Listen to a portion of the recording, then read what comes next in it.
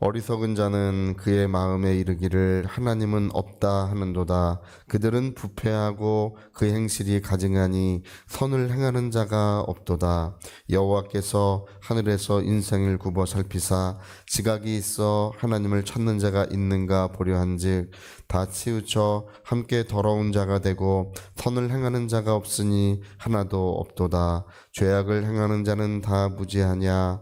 그들이 떡 먹듯이 내 백성을 먹으면서 여호와를 부르지 아니하는도다. 그러나 거기서 그들은 두려워하고 두려워하였으니 하나님이 의인의 세대에 계심이로다. 너희가 가난한 자의 계획을 부끄럽게 하나 오직 여호와는 그의 피난처가 되시도다. 이스라엘의 구원이 시온에서 나오기를 원하도다. 여호와께서 그의 백성을 포로된 곳에서 돌이키실 때에 야곱이 즐거워하고 이스라엘이 기뻐하리로다. 아멘. 네, 이게 하나님이 없다 이런 사람들이 있다는 거죠. 우리가 이 모든 천지 만물을 하나님이 지으셨고 뿐만 아니라 지금 하나님은 살아계셔서 이 모든 세상을 다스리고 계시는 줄로 우리는 그렇게 믿습니다. 뿐만 아니라 우리 한 사람 한 사람의 생사화복도 하나님이 주장하시는 것입니다. 그냥 되어지는 것이 없습니다. 하나님은 그 한 사람 한 사람을 다 알고 계시고 우리 예수 믿는 사람들 뿐만 아니라 이 세계에 있는 모든 사람들의 생사화복을 그 주관자는 하나님이십니다. 우리는 그걸 믿습니다. 자, 어리석은 자는 그 마음에 이르기를 하나님이 없다 하는도다 이렇게 말하고 있습니다. 어리석은 사람은 하나님이 없다 하는도다. 근데 그냥 하나님이 없다고 하는 게 아니라 여기 이제 원래 어리석은 이 말은요, 지능이 부족하거나 지식이 부족하다는 뜻이 아닙니다. 이 어리석다고 하는 말은 그들이 지능이 있고 지식이 충분하다는 뜻이에요. 근데 그냥 완고하게 고집을 부리는 사람들을 말하는 것입니다. 이게 어리석다는 말이 그 말이에요. 그래서 지능이 충분한 거예요. 지식이 충분한데 하나님이 없다 이렇게 그냥 말할 뿐 아니라 우리처럼 예배를 드리고 또 찬송을 부르고 우리 하나님의 은혜를 위해서 간절히 기도하지 않습니까? 이런 사람들을 조롱하고 비웃습니다. 야, 저 사람들 봐라, 저 무식한 사람들 저거, 예? 저 아무것도 모르기 때문에 저런 짓을 한다. 이게 조롱하고 비웃습니다.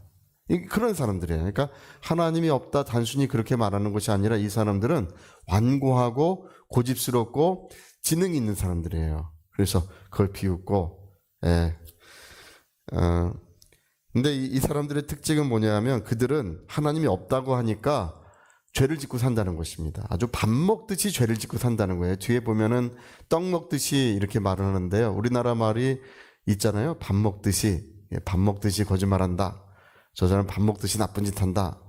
밥 먹듯이 그런 일 한다. 이렇게 말하는 것처럼 여기 그런 말이 똑같이 나옵니다. 떡 먹듯이 죄를 짓는다. 왜 죄를 짓습니까? 하나님이 없다고 하니까 자유로운 거예요. 하나님이 없으니까 아무리 죄를 짓고 살아도 문제가 되지 않는다고 생각하는 것입니다. 여러분 오늘 여기 이제 하나님이 없다고 하는 그런 사람들 여기 특징이 뭐냐? 그들은 부패하고 그 행실은 가증하고 선을 행하지 않는다.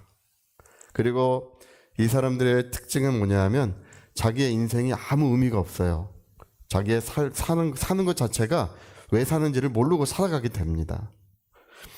우리 이제 그 과학자 중에 이런 사람들이 있었어요. 프랜시스 베이컨, 우리 아는 것이 힘이다라는 말을 말한 사람이 이 프랜시스 베이컨이에요. 이 사람은 영국의 과학자인데 모든 과학에서 하나님을 제거해야 된다 이렇게 주장을 했었습니다. 예. 모든 것이 하나님으로부터 출발한다. 우리 이제 그렇게 생각하죠. 모든 만물이 하나님께로부터 나왔고 보이는 이 모든 것은 보이지 않는 하나님께로부터 온 것이다. 우리는 그렇게 믿는데 이 사람은 그런 하나님으로부터 출발한다는 것을 반대하는 과학적 이론을 만든 사람이에요. 프랜시스 베이컨. 그래서 모든 과학에서 하나님을 제거시켜야 된다.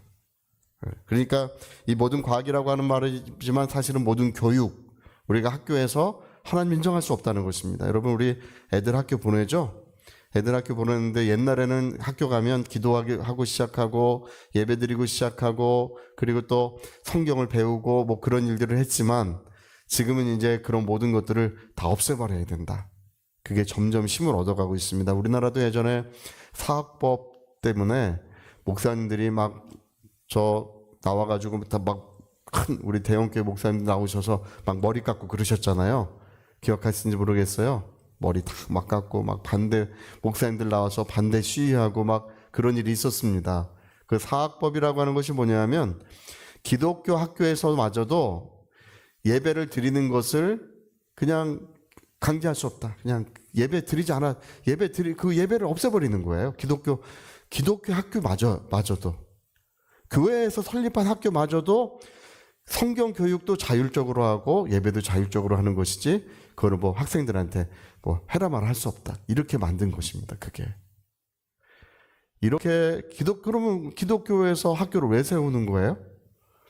우리가 교회에서 그 막대한 뭐 수백억씩 돈을 들여가지고 땅 사고 건물 짓고 해서 학교를 세우는 이유는 여러분 그건 아셔야 되는데 그 국가 재정으로 그걸 다 할 수가 없어요.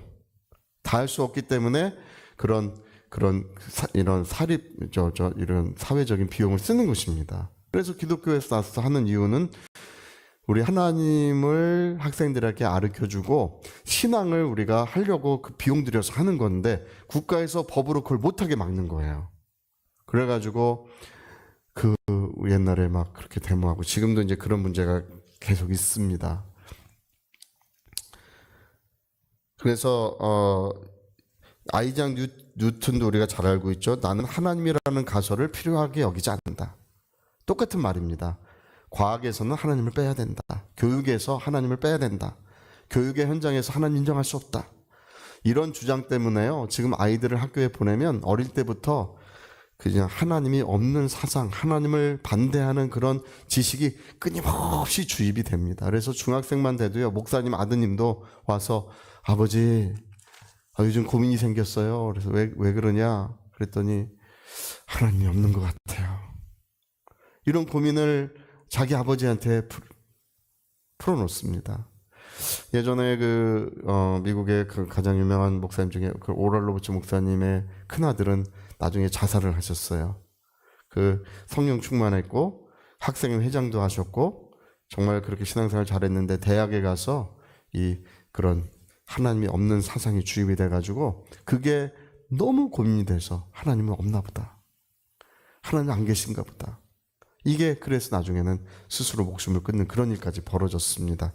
여러분 우리가 이런 것의 실체를 알아야 되는데 이런 것의 실체는 뭐냐면 이것이 그 하나님을 없다고 하는 것의 실체는 이게 거짓입니다. 이것이 어리석은 것입니다. 왜냐하면 여기 이제 그 이유가 나오는데요. 우리 다 넘어가고 자, 5절 한번 읽어봅시다. 5절. 자, 우리 5절 시작. 그러나 거기서 그들은 두려워하고 두려워했으니 하나님이 의인의 세대에 계심이로다. 여러분, 하나님이 없다고 하는 사람들의 문제가 뭐냐 하면 그들이 이 땅에서 정말 하나님을 의지할 수밖에 없는 그런 정말 험하고 어려운 일을 만났을 때 그들은 두려움에 사로잡히는 것이고 우리는 그 가운데 하나님의 도움과 은혜 가운데 평안한 것입니다. 그것뿐 아니라 세상을 떠나는 바로 그 순간, 세상을 떠나는 바로 그 1초 사이에 바로 후회합니다. 여러분, 우리는 세상을 떠날 때 하늘의 천사들이 우리를 받들어서 저 영원한 하나님의 나라 낙원으로 우리를 옮기는 줄로 믿습니다. 우리를 받들러 와요. 천사들이. 저는 그런 것에 대해서 여러 번 이야기도 듣고 봤습니다. 누가 왔다. 나를 데리러 왔다. 저기 왔다. 이렇게 하고 하늘의 천사들이 와서 우리를 받들어. 그러나 예수 믿지 않은 사람은 몸을 떠나는 순간에 어떻게 된다고요? 두려워하였으니. 그렇게 됩니다.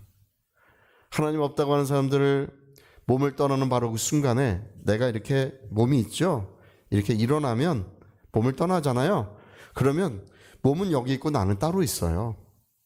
그 순간에 누가 그 사람을 찾아오면 악한 원수, 악한 영들이 그를 붙잡으러 옵니다. 두려워하고 두려워하였으니 하나님은 의인들과 함께 계시도다. 할렐루야. 그리고 마침내 어떻게 되냐면 그들은 하나님의 심판대 앞에 섭니다. 심판대 앞에 섰을 때 자기들이 지은 모든 죄를 자기들이 다 자백한다고 되어 있습니다. 하나님의 영광의 비달에, 그 참되고 거룩한 비달에 아무것도 숨길 수가 없다는 거예요. 자기가 지은 죄들을 자기가 다 말하게 된다는 것입니다. 그때 어떻게 된다고요? 두려워하고. 그래서 성경에는 어디로 피하여 숨으랴, 산아 나를 감춰주라, 주라, 바위야 나를 감춰주라, 이렇게 말해도 아무도 그를 감춰줄 자가 없어요. 하나님의 비달에서 그는 자기의 모든 죄를 두려움 가운데서 그것을 직구하게 되고 영원한 멸망, 영원히 돌이킬 수 없는 저 영원한 지옥불 속에 들어가게 되는 것입니다. 여러분, 지옥이라는 것은 지금도 있습니다. 있고, 그리고 우리가 알아야 되는 사실 중에 하나는 뭐냐 하면 거기는요, 영영이 타는 불이라고 예수 말씀하셨습니다. 제 조카가 그래요. 거기 탈출할 수 있냐고, 어릴 때. 탈출 못합니다. 뿐만 아니라 여러분, 우리가 천년, 이 세상에서 가장 고통스러운 게, 그 화상이에요. 화상보다 더 큰 물리적인 아픔이 없어요. 불에 대는 것이 가장 고통스러운, 가장 끔찍한 일입니다. 근데 여러분, 1년 동안 불타도 문제고 10년 불타도 문제인데 거기는 억년, 10억 년, 1000억 년이 지나도 나올 수가 없어요.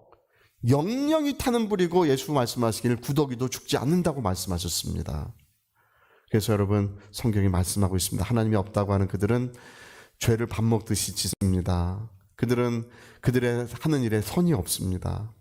그들은 오직 죄를 지을 뿐입니다. 그러나 그들은 두려워하였으니 하나님이 의인들과 함께 계신 것을 보게 될 것이다.